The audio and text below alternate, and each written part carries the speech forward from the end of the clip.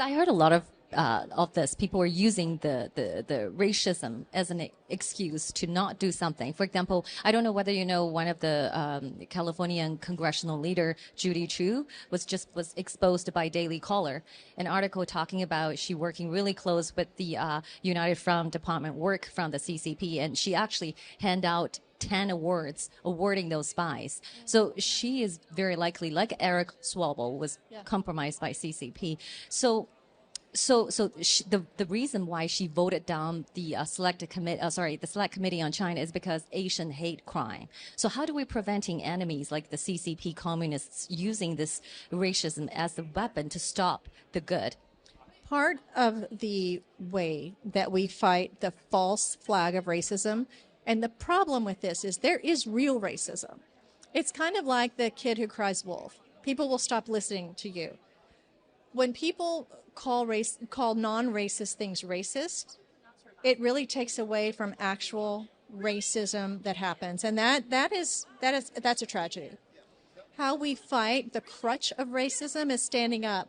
What we did in our little town in Texas, we were called, you're called racist and bigots if you stand up against the left, and what they try to do is silence you, and that's another communistic, tactic. Absolutely.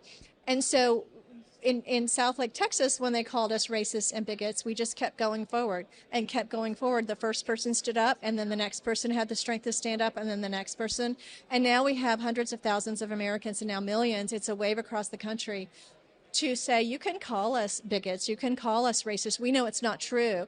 In fact, your methodology of diversity, equity, and inclusion, your false flag, trying to shame people into submission, we're not going to do it because we're Americans and we're proud and we love all people. And one of the tenets of Christianity is to love all people. God created a beautiful, diverse world, and we are not going to accept someone saying you're less than or more than because of the color of your skin. Absolutely. I think really resonates with their message, because that's why we're representing the 600 million freedom-loving Chinese. We can fight together in the war.